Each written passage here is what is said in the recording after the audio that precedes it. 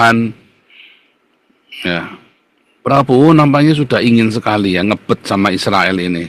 Ini sudah waktunya nih kita nih harus bersahabat dengan Israel. Kalau enggak kita nggak akan keburu. Kita ini pasti hancur ini kalau kita tidak merapat ke Israel, kata Prabowo. Tapi orang-orang Indonesia kan memang goblok kan. Ya karena agamanya Islam. Ya kalau Prabowo ngerti ya, sudah dikasih tahu ya, dan dia sudah mendengar channel Dr. Joseph Paul sang Nabi ke-26. Tiap hari Prabowo itu dengarkan channel kita ya. Makanya dia sekarang lagi panik ini 2020 kalau kita tidak buru-buru berdamai dengan Israel, membuka diplomatik dengan Israel, kita repot ini. Pintunya dari sini. Seperti Prabowo tadi bilang ya, kita harus menjamin keamanan Israel. Lalu orang-orang pada protes, loh, rampok kok diamankan? Loh, bukan masalah rampok diamankan, siapa ngerampok siapa? Ya kan? Hanya gara-gara orang-orang Hamas ini kalah, si Fatah ini kalah, bukan berarti yang jahat itu adalah pemenangnya. Bukan ya. Nah inilah faktanya. Islam itu ya playing victim di mana-mana, dan dia selalu menggunakan satu inang untuk mencoba mengambil alih dunia walaupun gagal terus.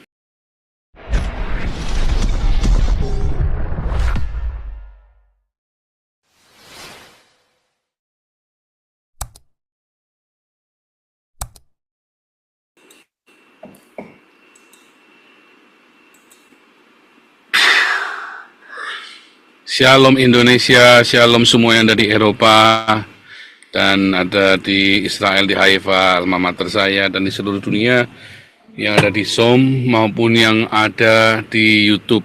Tema kita hari ini adalah demi Israel, Prabowo bayar 17 triliun. Luar biasa sekali ya. Hari ini cukup heboh karena beberapa hari ini ya, dan reaksinya dari Indonesia sangat keras sekali ya.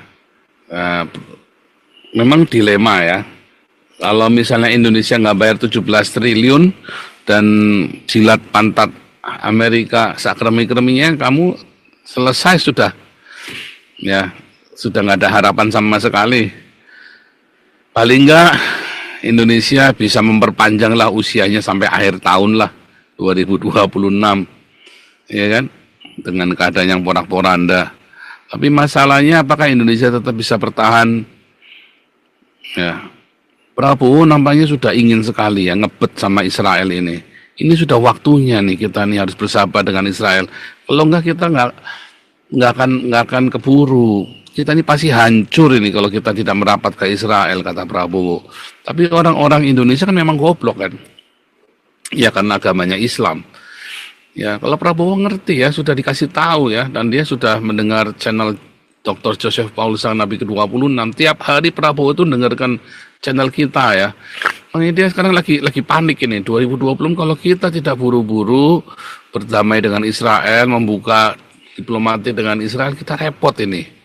Makanya demi Israel Prabowo kucurkan 17 triliun per tahun.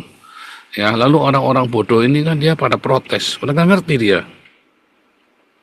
Orang-orang bodoh ini kan kemudian dia mencoba mencari peruntungannya sendiri, ya kan? Dengan bodohnya orang-orang ini berpikir bahwa nanti Allah akan menolong mereka. Lalu sudah terbukti Allahnya nggak sanggup nolong kok ya, bandel. Sudah terbukti Allahnya itu nggak sanggup nolong mereka.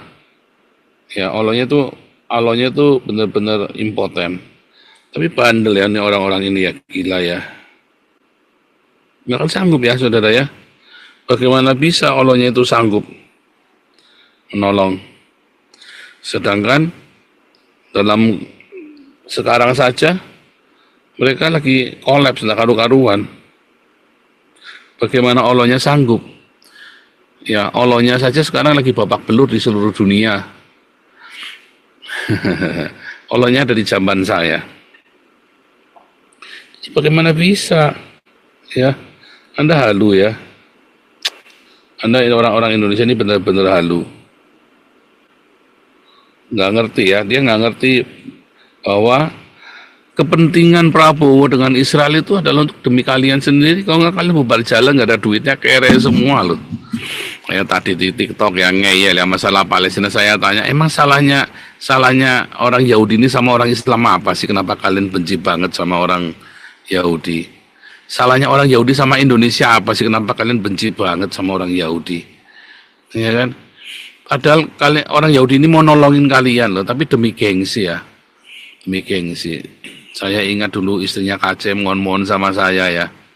Tapi saya bilang, anakmu klarifikasi dulu, nanti saya kalau nolongin kamu, anak kamu sudah bilang haram terima uang dari JPZ, nggak mau ya. Sombong kali Pak. Terus kita mau nolong ya, kayaknya nggak mau nolong. Tapi memang ya begitulah ya, memang apa namanya ya, nggak baik lah ya saudara ya, memang nggak baik. Ya akhirnya KC-nya juga ngaku ya ditinggal sama istrinya. Untung dulu kita nggak ikut-ikutan ya. Dengar ruwet sekali tuh, uangnya kemana? Ternyata nggak diterima sama KC juga, kasihan. Ya kan? Nah itu kan sama nih ya. Israel ini mau nolong sebenarnya, mau nolong Indonesia. Tapi Indonesianya nggak jelas. Ya memang negara nggak jelas, mau diapain kamu sama, udah puyeng nih ceritanya Indonesia ini udah puyeng sekali nih kali ini nih.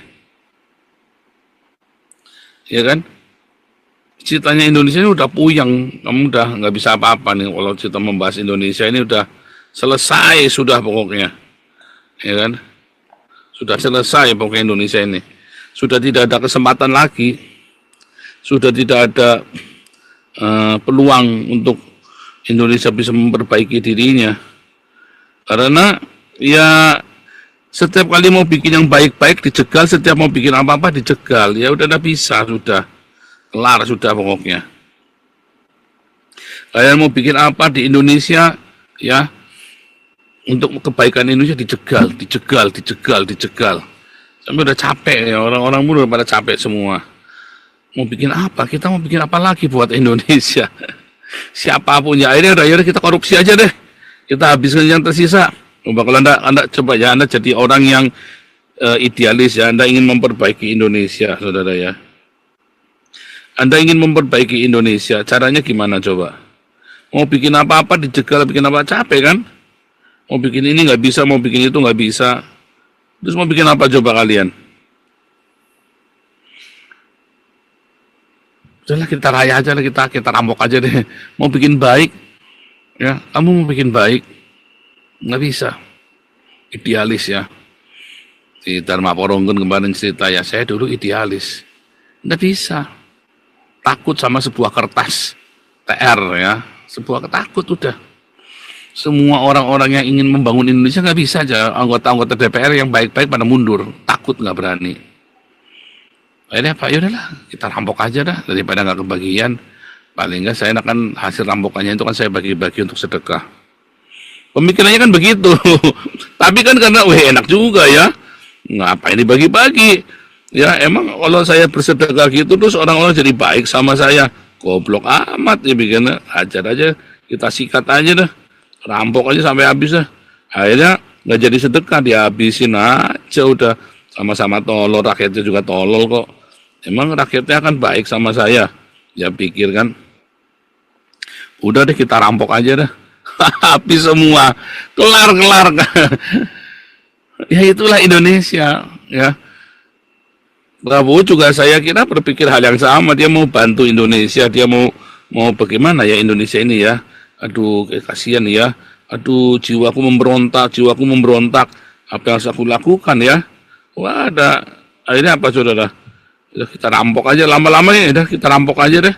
Yang ditolongin aja nggak tahu diri kok, sampai kita udah capek juga. Kita rampok akhirnya kan, ngapain kita nolongin Indonesia katanya si Prabowo keluarganya kan, wah percuma lah. Ya kan, apa namanya, bolui, nggak ada gunanya, bolui, ya orang-orang yang tolong itu juga nggak bisa, kacau ini, aduh, puyeng ya, ini kira-kira apa ya, mau apa sekarang ini, ya, Anda mau bikin apa sekarang di Indonesia ini, nggak ada, udah nggak bisa apa-apa, kelar sudah pokoknya. Kelar, udah nggak bisa apa-apa ya saudara ya. Nah ya, saya tampilkan ya gambar yang bagus ya. Nanti kita ganti tema sebentar.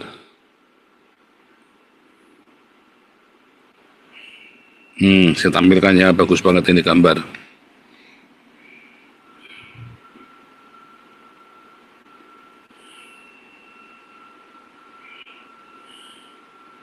Lihat ya, gambarnya bagus nih ya. Ini ada judul saya di hari Minggu ya, minggu yang lalu, hari Minggu kemarin ya. Koinonia hari Minggu. Lihat, garis waktu aliansi geopolitik. Loh, ini. Nah, ini ya. Garis waktu aliansi geopolitik. Ya, hari Minggu kemarin kan saya cerita. Nah, hari Minggu kemarin saya cerita Koinonia ya, tentang Islam akan membonceng membuat sesuatu ya. Coba lihat Perang Dunia Pertama itu Islam itu membonceng Kaisar Jerman, ya kan, untuk dia bisa merebut kembali kekalahannya dari Inggris. Perang Dunia II ya, si Islam ini bonceng Hitler, ya, mufti Palestina, supaya bisa berkuasa di dunia lagi dan bisa mengusir orang Yahudi. Perang Dunia Ketiga belum ya, perang dingin. Perang dingin ini Islam membonceng apa? Rusia, ya kan? Komunis dengan Islam ini kan sangat dekat sekali, bonceng dia. Dan akhirnya perang dingin berlalu, ya. Lalu di era modern ini Islam bonceng LGBT viewers, ya. Dalam era modern ini Islam membonceng LGBT itu didukung sama Islam.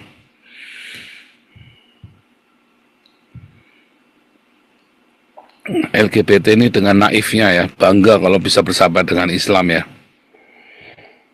Nah, jadi di era-era sekarang ini saudara ya, di era modern ini, kalau dulu Islam membonceng Kaisar, lalu membonceng Hitler, lalu membonceng komunis, sekarang membonceng LGBT.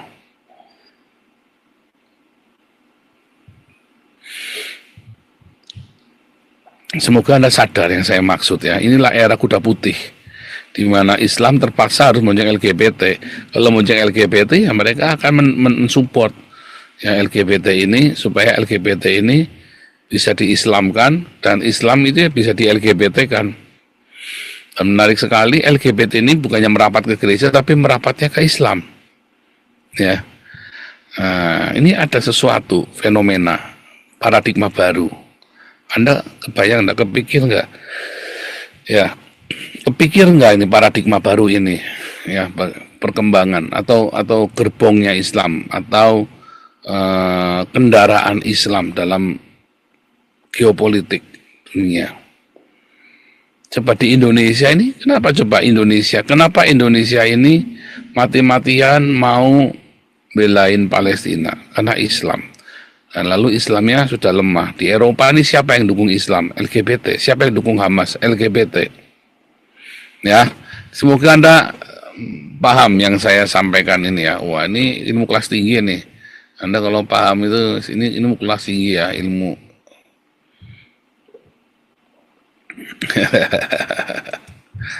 Oke, coba saya tampilkan dulu, bentar ya.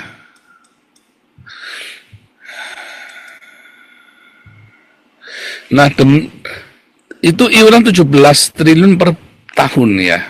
Apakah akan sukses, saudara? Ya, sedikit lambat. Tapi kalau tidak dilakukan ya Indonesia langsung habis. Sudah kelar ya, sudah. Ini kan hanya sudden death untuk memperpanjang saja. Hanya untuk memperpanjang usia Indonesia 1 tahun. Ya, karena itu iurannya ini ya, per tahun 17 triliun. Misalnya sukses nggak? Ya ini hanya peluang saja. Kalau Indonesia mau bersahabat dengan Israel, pintunya dari sini. Seperti Prabowo tadi bilang ya, kita harus menjamin keamanan Israel. Lalu orang-orang pada protes, loh, rampok kok diamankan? Loh, bukan masalah rampok diamankan, siapa ngerampok siapa?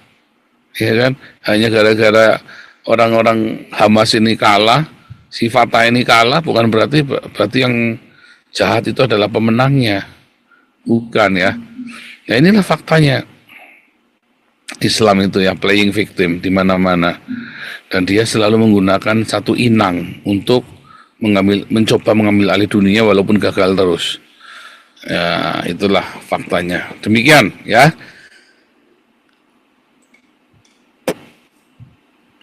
Dar.